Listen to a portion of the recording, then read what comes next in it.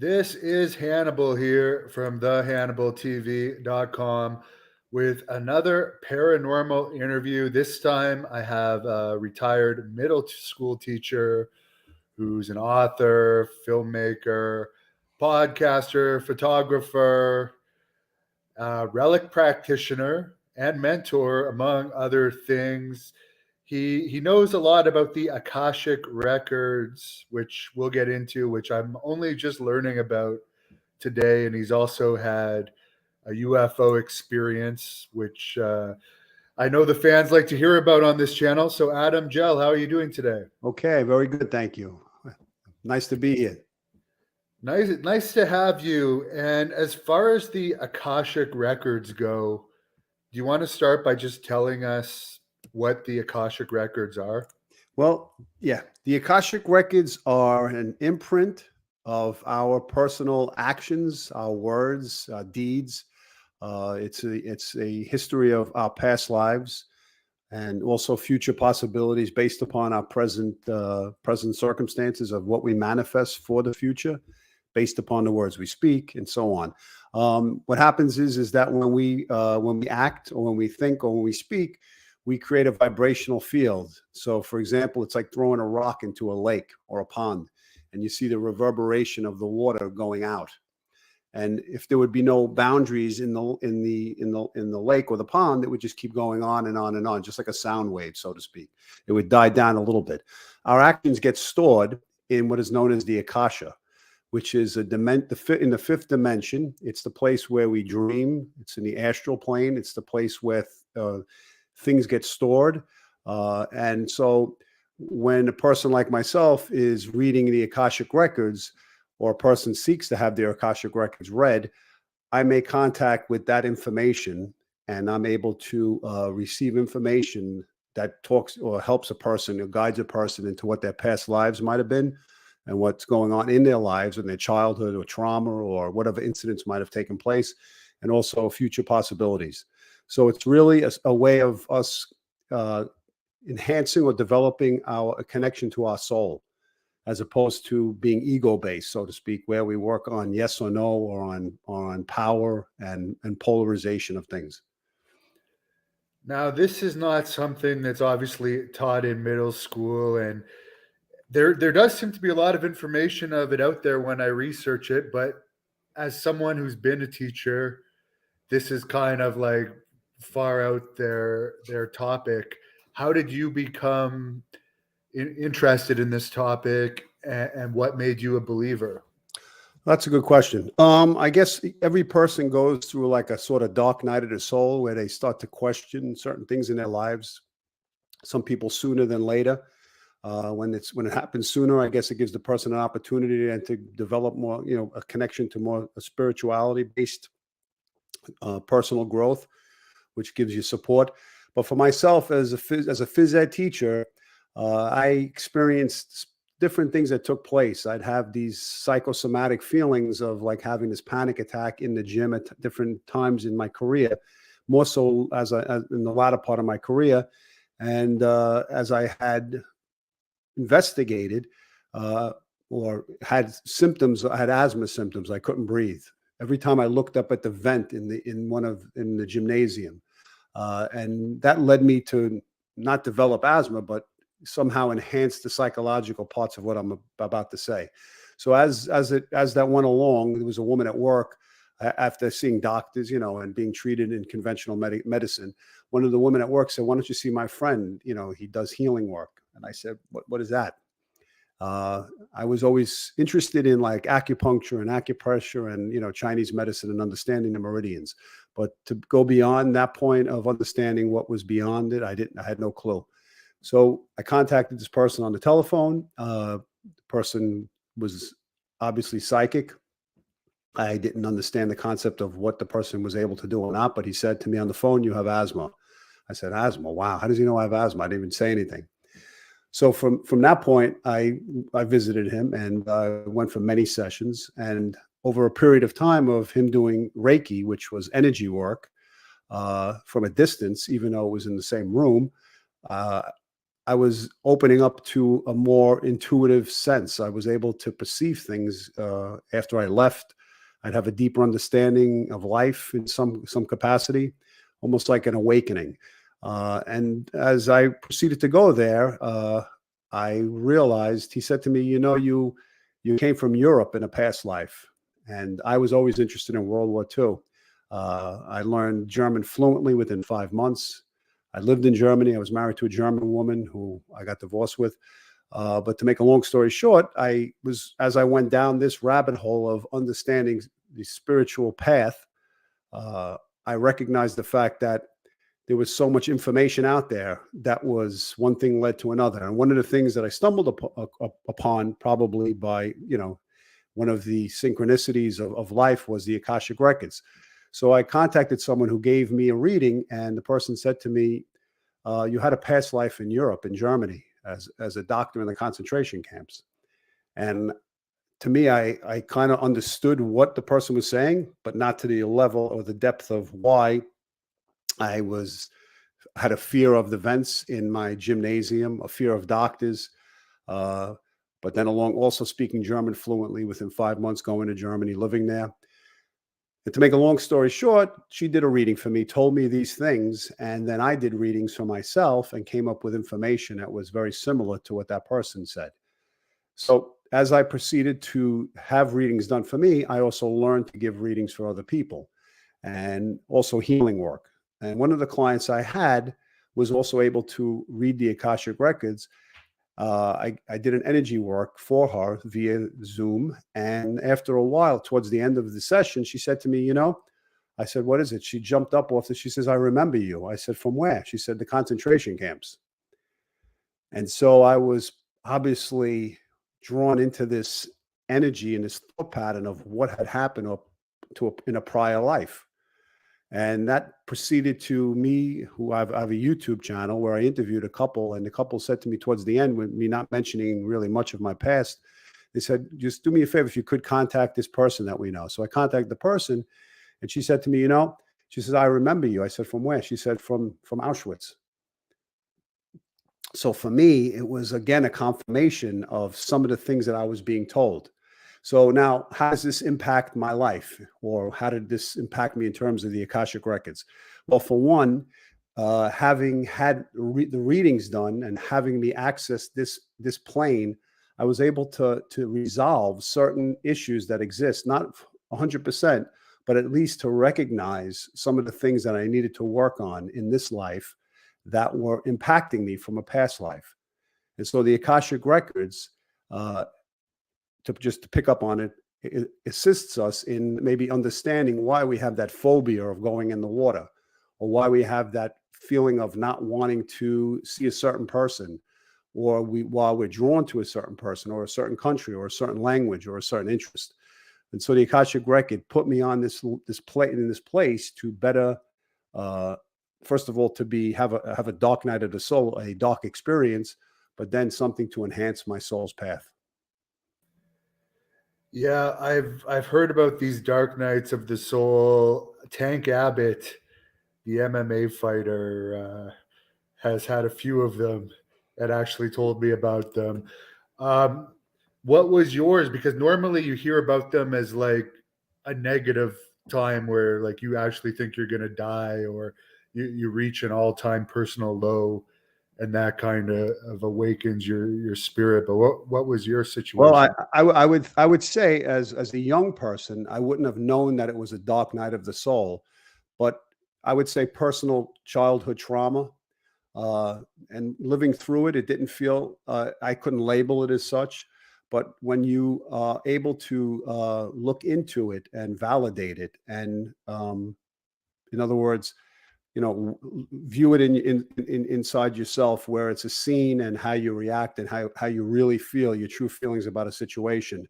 And once you commit to understanding it and being truthful and authentic with it, that's when you start feeling the negative emotions. So that creeped into my life probably around the age of 16, along with the fact that my uncle had died, and I didn't know that death could affect your family so much or have an impact.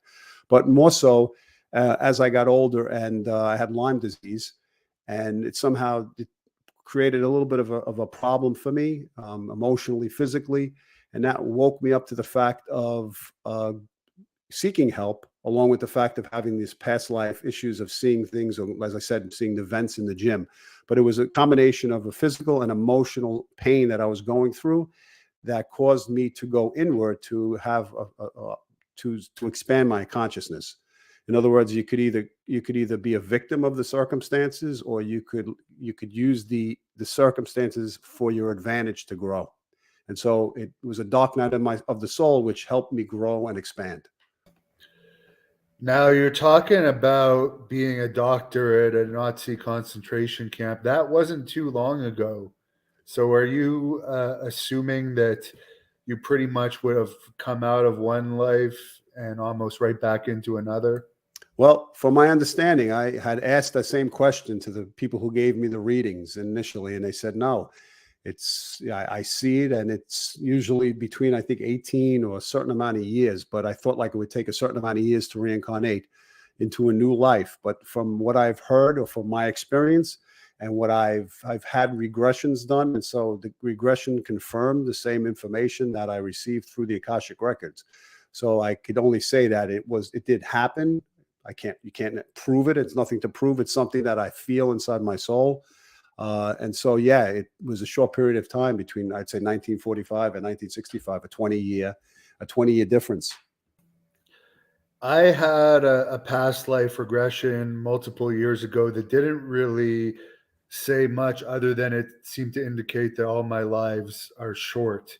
And there was one moment in it where I got startled and my whole body jolted, but it wasn't that detailed as far as the time period or much information about the life. Did it take numerous sessions for you to actually get an idea, or was it right away? No, it was interesting right away. The person who did the reading for me told me the information, and it said, you have an interest in Germany. And I asked if I lived there, and I said I did. And you speak the language? I said I do. And I dressed. See, I came from a mixed family. My mother was Jewish and my father was Russian Orthodox. He came here after the war, and it was part of my documentary film. But for me, having this background and then having to now go up this road of trying to understand and piece together how, the shame and the guilt associated with this time in history was interesting. But for me, it was probably something that I had to work on in a more significant way as I entered into this life. And sometimes people remember their past lives to some extent through regression, or through certain types of dreams that they may have, or reoccurring, themes in their life.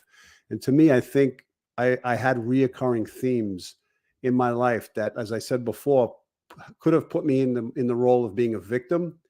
But then I think in this life, I was supposed to take my power back, and I think we're supposed to take our power back regardless in every life. But it so happened that I learned it, and I was able to put my hands on it, so to speak. And I think the readings that I got from people were very impactful for me, because it felt true.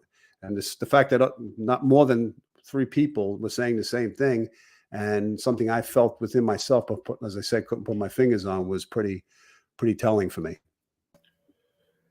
So did this affect your religious views at all, if you had any, getting all this information? Well, it affected me insofar as to know that as we reincarnate, right? We play the poor man, the rich man, the white man, the black man. We play every role. The saint, the sinner. So for me, it showed that each life is giving you an opportunity to work on things. To some people, we become like we have insomnia from our past life. But yet some people, as I just said before, have the ability to get in contact or have remnants that pass through into their conscious. And so for me, I didn't have any guilt. I might have had guilt thinking back on the initial reading itself, but thereafter recognizing the fact that I don't have control over the life I'm in now and the feelings that I have, and I use them as I said, to enhance myself. So no, it didn't make me. I didn't feel a sense of guilt. I felt that, as I said, our soul is experiencing lessons through each lifetime. And in order for our soul to grow, we'd have to experience or be something that we may not like, and in the next life, or have remnants that we have to work on to enhance ourselves, to become better human beings, better souls, more advanced souls, so that we reach a higher level, a higher vibrational level, and a higher level of consciousness, not only to help ourselves, but to also assist others when they're suffering and on a path to find themselves. As far as this documentary movie you're doing about yourself, can you tell us some more information about that? Well, the documentary was completed in 2018. It played in New York film festivals. It played in the Asbury Film Festival. It played overseas in different film festivals. It was a documentary about a journey across time in search of my grandfather, who was killed in World War II. I grew up in Brooklyn, New York. I played all kinds of sports throughout my life, and as a child, I'd go to my grandmother's house when things got rough in my house to escape some things and just go to her house. And as I sat at a kitchen table, she would show me these photos from 1938 from Russia, from prior to World War II, of her family with fur hats and snowy scenes and nobody smiling. And I looked at the photos and I looked at her and I said, "Who are these people?" And she'd tell me her family. But then I turned the page to one photo of a man in a military uniform who I asked my grandmother who this was, and she said, it's your grandfather. But I said it to myself, it doesn't look like the grandfather that I know, who she's married to presently. So she got up from the kitchen table, walked to the sink, and I guess was contemplating on what to say to me or not to say to me. When I got home, I said to my father, "Did you know your father was a soldier?" My father said, "Leave me alone. I don't want to talk about that." So I was probably about 9 or 10, maybe 7, actually 7 to 10, somewhere in that range. And then as the years went by, she told me a little bit more that he passed away. He was a soldier during World War II. He was killed in the Battle of Moscow, which was actually he died tomorrow in 1942. And so my grandmother would just fill me in a little bit on who he was. He was a school teacher. He was sent to war, and she never saw him anymore. And then I realized that was really the true love of her life. And then when she passed away, I found diaries, and those diaries talk about the whole journey from the time that Hitler attacked Russia throughout the war years, and how she left Russia with her new husband, the grandfather that I knew, and made her way to Brooklyn, to Williamsburg, Brooklyn. And so I've documented the whole journey. I went to the places in Russia, and I found my father's gravesite, where he was killed in action. And I visited his family, my father's biological family, which he never even knew about. He didn't even know his father's name. So in essence, my film is connecting the ancestral patterns, the things we leave behind, the stories that are never told, and the people we leave out of our family so that we don't have to feel. And so my documentary is to bring that essence to life. As far as your UFO experience, I haven't been able to find much about that online. Could you share what that's all about with us? Well, as I said before, I think once you open yourself up to the rabbit hole of a higher level of consciousness, we open up to spirit, we get a connection if we concentrate enough, or we quiet ourselves enough, and we allow the ego to move aside. I think just like in a dream state, we get images, we get messages. For me, I was connected and very interested in the subject, somehow feeling like connected to something. And maybe 2 years ago, I was on the beach in New Jersey, looked up at the sky, saw somewhat looked like a balloon, a silver balloon on its side. And I said, "Wow, that's odd. It's like moving in a way that doesn't seem like it's a balloon." And all of a sudden it transformed from a certain shape type of looking balloon to a disc.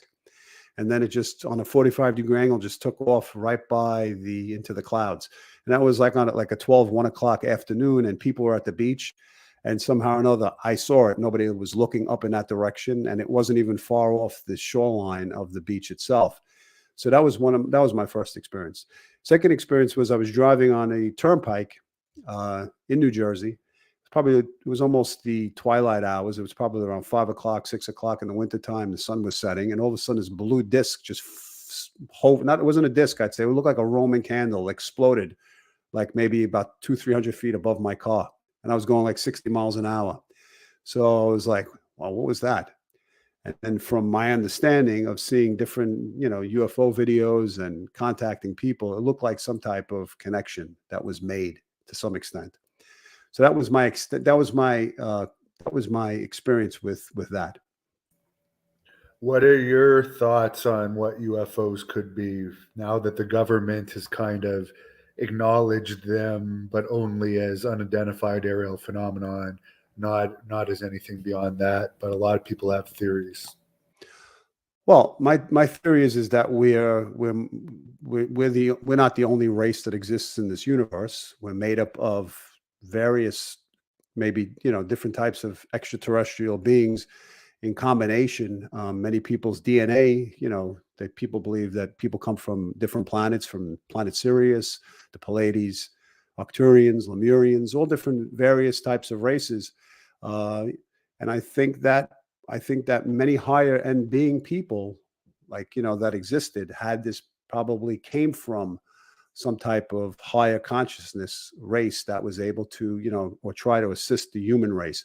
I think they're out there, and they're trying to awaken us, but only when we're ready to receive the information and to actually, not greet them, but to accept the fact that we are not alone.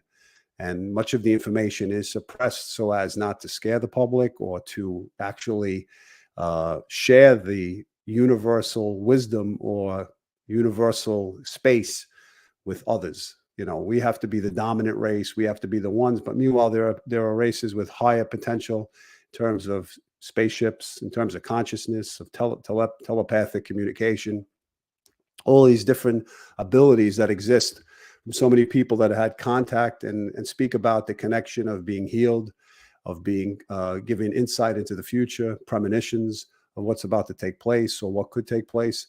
I spoke to actually a shaman from the Andes, Andes Mountains, is in his 80s and a healer, and he spoke when I interviewed him. And he's a very well known healer. He said when he was a child, he would go to the mountains, and when he came down, everyone would ask him, "Did you see them?" And he said, I spent time with them." He went on the ship, he said, and he was shown various waterways under the ground that exist, and was told about the battle between different races controlling different types of agendas, so to speak, on this earth. As far as where they're coming from, do you think they're from other planets? Do you think they're here underwater or in Antarctica or from a different dimension? Well, I can only speak from what I've heard. I haven't had the experience to have firsthand knowledge of it myself.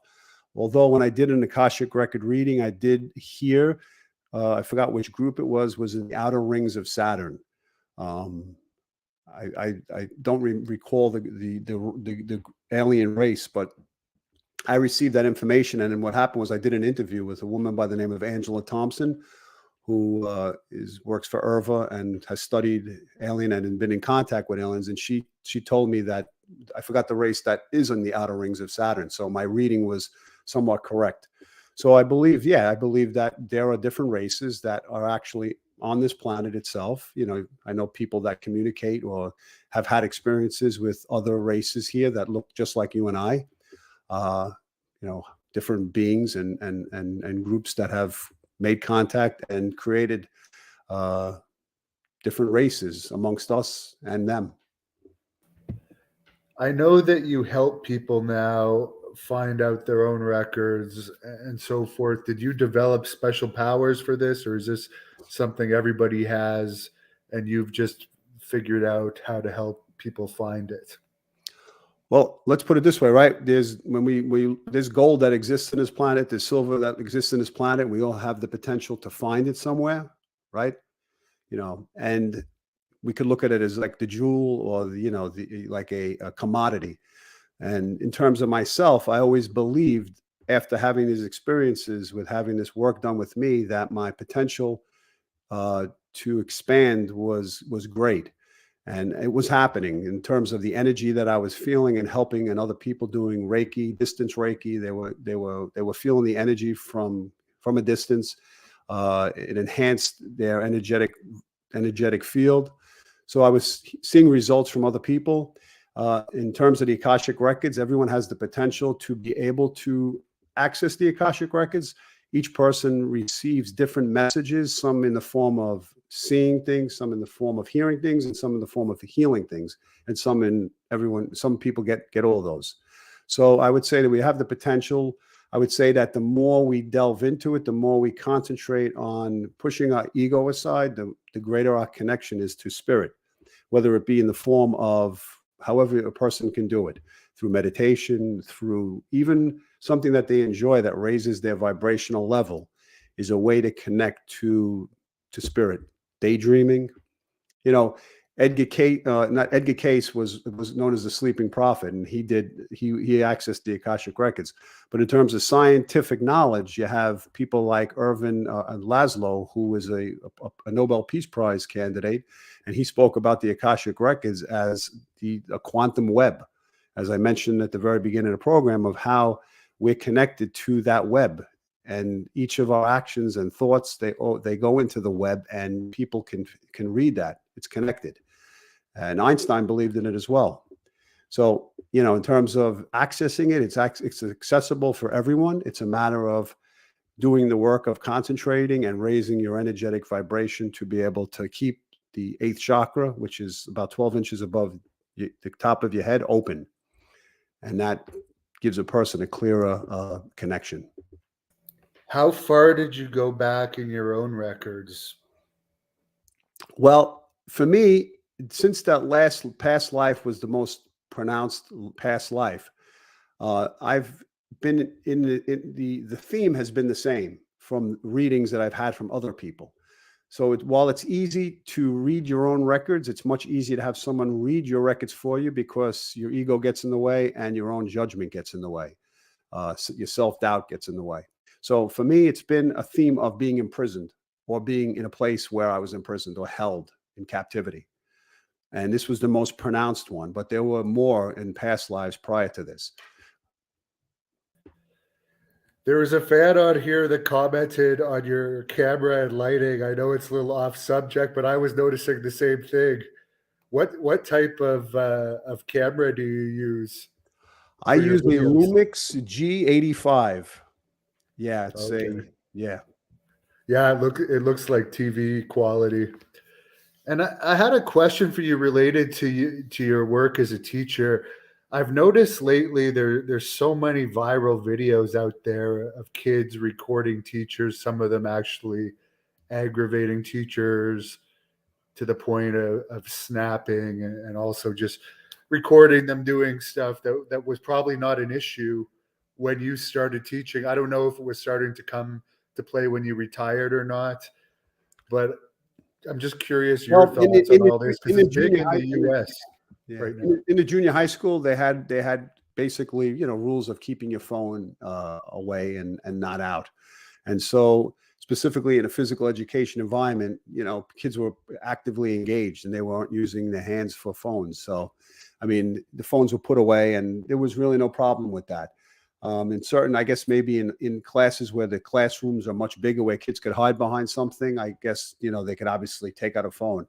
Some of them would take out their phones, dance and stuff, and record themselves doing that. But in terms of the relationship as a teacher and from teacher to student, if there's is a sense of trust that's built, and there's not, like, let's say, a substitute who comes into a room who they can agitate, or they don't know, or don't like, or they don't know, first off, then it could be more of a thing where somebody could be recorded. But then again, it could be taken out anytime. So I don't, you know it could be, it's a troubling thing. I mean, to have social media, even with athletes, with actors, with the whole public world is being exposed, is something that the phones have obviously brought about.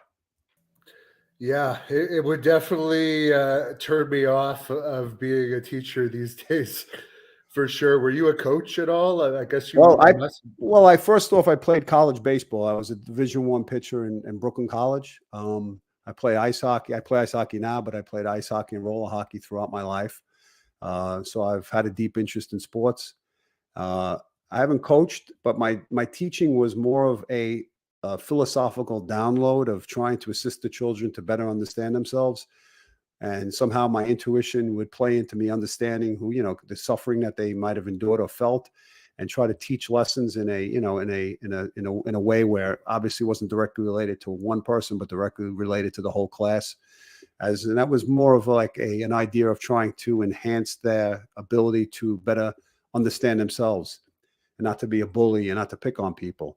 So I didn't have a deep interest in coaching. I had a deep interest in teaching and enhancing their personal, emotional, and social growth, even though I was a phys ed teacher, because kids will play sports and enjoy sports, whether you throw a basketball out or a ball out, and they really don't want to learn how to do it. They just want to go out and have fun, especially when it was like one period a day of gym and maybe 3 times a week. So Now, what is your best advice for people that are feeling like a victim to become like happier in life, based on all of your research? And how could your research help people like that, people that are feeling like empty? Well, I would say from my perspective, I think we have to really be authentic with ourselves. We have to really look ourselves in the mirror and be comfortable with the parts of ourselves that we don't like. And those parts that we don't like of ourselves usually sometimes get displaced in the outer world. And we see other people, we see the things in ourselves we don't like in other people. And then we wind up going into our own little shell and creating enemies with other people, which is really creating enemies with ourselves. So I think it starts with self-love. But how do we love ourselves if we never were loved? Let's say, for example, it's a job. It's a job going from our brain to our heart. It's a short distance, but it's the longest distance that we'll experience, going from the thinking mind to the feeling heart.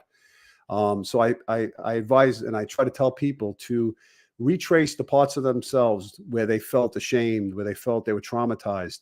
And it may not be easy, but it's important to try to sit with that part of you and try to incorporate it slowly back into your life, to now have the adult nurture that wounded child that didn't receive the love it needed. And a lot of people are running around feeling lonely because they don't feel they understand themselves, first of all, and then therefore nobody else could then understand them. And so then people just occupy themselves with objects and things in the external world to try to satisfy or make themselves happy. But the happiness starts within, by sitting with ourselves, with the parts, as I said before, that we didn't like or don't like, and making friends with it. So as an adult, you take that.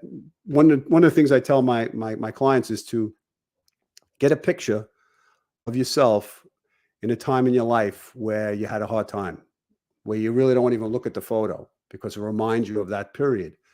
And what I tell people to do is to slowly acclimate themselves by putting that picture somewhere near them where they can look at it. And the initial feeling may be a feeling of discomfort, but over time, when they are able to assimilate or bring that person back, that person also in that photo wants to be brought back and to be accepted, which is a part of yourself. And so I think when we unite ourselves in one, we become one, and we learn how to love ourselves. We learn how to love others. So I think self-love is the most important thing. And therefore we won't be a victim, because we also gain the tracking to move forward and not look for an excuse to be a victim. Because sometimes being a victim is saying, oh, I'm going to try, but if I don't get my way, I'll be a victim. Or if I try and I'm not successful, then I could always victimize myself by looking to feel bad for myself or feel sorry for myself, which is not love. It's pity, and that pity drains your energy, and more people then, prey on that energy. So in order for us to feel whole, to not be a victim, we have to enhance ourselves. We have to self-love. We have to find the parts of ourselves that are missing, which is one of the things I also do is shamanic work, is soul retrieval, which is bringing the soul back, which points to the same, message that I'm trying to speak about. So if people want to get in touch with you regarding your healing work or watch your documentary, I know you've got the website, adamgellhealing.com, I think it's called, but my website is adamgelluniversalhealing.com. That's my website. My YouTube channel is Conversations with Adam Gell and Inspiring Minds. And I have my YouTube channel, which has my documentary called Forgotten on there. And I interview people myself from, all walks of life, in terms of people who raise people's levels of consciousness, to people who had near-death experiences, to medical people who talk about how to open up to spirit in terms of raising your level of consciousness, developing a greater connection, the afterlife, UFOs, aliens, that kind of stuff. Well, this has been very interesting. I'm definitely going to check out your documentary and do more research into the type of work that you do, because this, again, I'm new to all this. But I appreciate you taking the time to talk with us, and I'll let you close this off with whatever you want to tell the viewers. Let's see. I mean, I spoke a little bit about self-love, which is important. I would say we're transitioning ourselves into a period of where we can hold on to the handrail, so to speak, and hold on to things that we know and we're comfortable with. But I think as we go forward, we're going to need to let go a little bit, and to trust, especially trust in ourselves, and know that we have the capacity and the potential to be all that we're capable of being if we believe in ourselves. We first have to envision ourselves in the way we may not see ourselves right now. So it's going to take a little bit of a shift. And once that shift takes place, and at least we take one little step forward in one different direction, as they say, it puts you on a path for 1,000 miles in the new direction that you're going. So I say, let go and trust the universe, and have trust in yourself, and find people that understand you, that support you, that don't tear you down or bring you down. Thank you for watching the Hannibal TV. Please like this video if you enjoyed it, and click the subscribe button to not miss any of our latest